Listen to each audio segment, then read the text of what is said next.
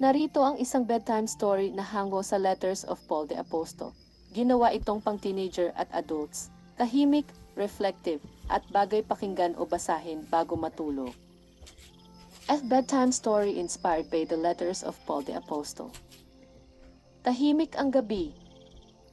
Yung klase ng katahimikan na maririnig mo pa ang sarili mong iniisip. Si Liam ay nakahiga sa kama, naka-off ang ilaw, hawak ang cellphone pero hindi nag-scroll. Pagod ang isip niya sa school, sa work, sa expectations, sa sarili. Lord, pagod na ako, bulong niya sa dilim. Parang sagot sa kanyang pagod, may naalala siyang linya na minsan niyang nabasa. My grace is sufficient for you. Hindi niya alam kung bakit, pero pumikit siya. At doon nagsimula ang kwento. Sa kanyang panaginip, nakita ni Liam ang isang lalaking nakaupo sa maliit na silid. May hawak itong papel at panulat. Mahina ang ilaw ng lampara. May mga tanikala sa kamay niya. Ako si Paul, sabi ng lalaki. At nagsusulat ako hindi dahil madali ang buhay, kundi dahil kailangan ng mga tao ng pag-asa. Tumingin si Liam sa paligid. Kulong ka pero bakit parang payapa ka? Ngumiti si Paul. Because peace doesn't come from freedom outside. It comes from knowing who holds your life. Inilapit ni Paul ang isang sulat. Sa mga taga-Roma, sabi niya, sinulat ko na kahit gaano kakagulo, nothing can separate you from God's love. Tumigil siya sandali sa katumingin kay Liam. Kahit yung guilt mo, kahit yung mga desisyon mong pinagsisisihan, kahit yung feeling na parang huli ka na sa buhay. May bumigat sa dibdib ni Liam pero parang gumaan din. Nagbukas si Paul ng panibagong sulat. Sa mga taga-Korinto, wika niya.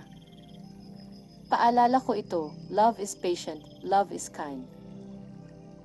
Hindi yung love na perfect, dagdag niya.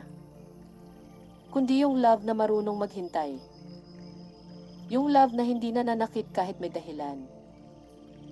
Napaisip si Liam sa mga relasyon niyang nasira, sa mga salitang binitawan niya dahil sa galit. May pag-asa pa ba? Tanong niya. Sumagot si Paul. Love always hopes. Naglakad sila sa isang makitid na pasilyo. May tunog ng bakal, mga pader na malamig. Nandito ako nung sinulat ko ang sulat sa mga taga-Filipos, sabi ni Paul. Kulong. Walang kasiguraduhan kung makakalaya pa. Pero sinulat mo pa rin ang rejoice, tanong ni Liam. Tumawa si Paul ng mahina. Joy is not the absence of pain. It's the presence of God kahit masakit. Tahimik silang dalawa. Sa huli, may isang sulat na tila mas mabigat kaysa sa iba. Sa mga taga-Efeso, sabi ni Paul, sinabi ko na isuot ang armor of God. Hindi dahil madali ang buhay, dagdag niya. Kundi dahil may laban na hindi mo nakikita, doubt, fear, despair. Tumingin siya kay Liam. Hindi ka mahina dahil napapagod ka. Tao ka. Unti-unting naglalaho ang paligid. Naririnig na muli ni Liam ang sarili niyang hininga. Bago tuluyang mawala si Paul, may sinabi siya. Ang mga sulat ko hindi para sa mga perpekto. Para iyon sa mga nagpapatuloy kahit pagod. Nagising si Liam. Madilim pa rin ang kwarto. Pareho pa rin ang problema. Pero may naiiba. May kapayapaan. At sa isip niya, parang mailiham na binubuksan, hindi sa papel, kundi sa puso. Faith, hope, love, and love never fails. Pumikit siyang muli. Sa pagkakataong ito, mas mahimbing. Tahimik ang gabi. Yung klase ng katahimikan na maririnig mo pa ang sarili mong iniisip. Si Liam ay nakahiga sa kama, naka-off ang ilaw, hawak ang cellphone pero hindi nag-scroll. Pagod ang isip niya sa school, sa work, sa expectations, sa sarili. Lord, pagod na ako, bulong niya sa dilim. Parang sagot sa kanyang pagod, may naalala siyang linya na minsan niyang nabasa. My grace is sufficient for you. Hindi niya alam kung bakit, pero pumikit siya. At doon nagsimula ang kwento. Sa kanyang panaginip, nakita ni Liam ang isang lalaking nakaupo sa maliit na silid. May hawak itong papel at panulat. Mahina ang ilaw ng lampara. May mga tanikala sa kamay niya. Ako si Paul, sabi ng lalaki.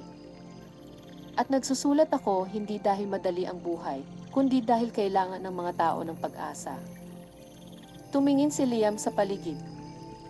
Kulong ka pero bakit parang payapa ka? Ngumiti si Paul. Because peace doesn't come from freedom outside.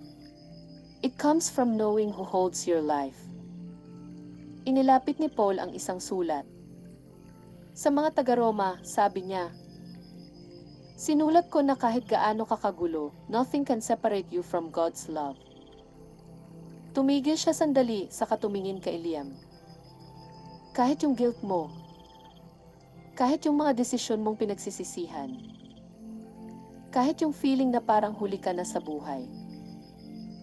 May bumigat sa dibdib ni Liam pero parang gumaan din. Nagbukas si Paul ng panibagong sulat. Sa mga taga-Korinto, wika niya. Paalala ko ito, love is patient, love is kind. Hindi yung love na perfect, dagdag niya.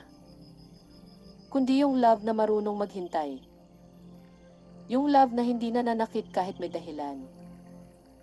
Napaisip si Liam sa mga relasyon niyang nasira, sa mga salitang binitawan niya dahil sa galit. May pag-asa pa ba? Tanong niya. Sumagot si Paul. Love always hopes. Naglakad sila sa isang makitid na pasilyo. May tunog ng bakal, mga pader na malamig. Nandito ako nung sinulat ko ang sulat sa mga taga-Filipos, sabi ni Paul. Kulong. Walang kasiguraduhan kung makakalaya pa.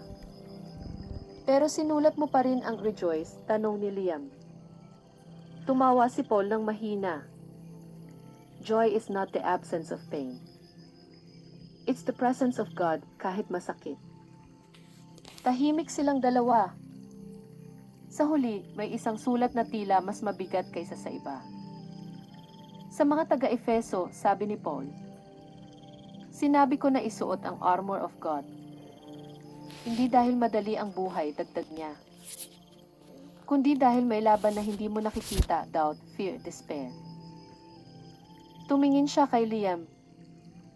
Hindi ka mahina dahil napapagod ka. Tao ka. Unti-unting naglalaho ang paligid. Naririnig na muli ni Liam ang sarili niyang hininga. Bago tuluyang mawala si Paul, may sinabi siya. Ang mga sulat ko hindi para sa mga perpekto. Para iyon sa mga nagpapatuloy kahit pagod. Nagising si Liam. Madilim pa rin ang kwarto. Pareho pa rin ang problema. Pero may naiiba. May kapayapaan. At sa isip niya, parang mailiham na binubuksan, hindi sa papel, kundi sa puso.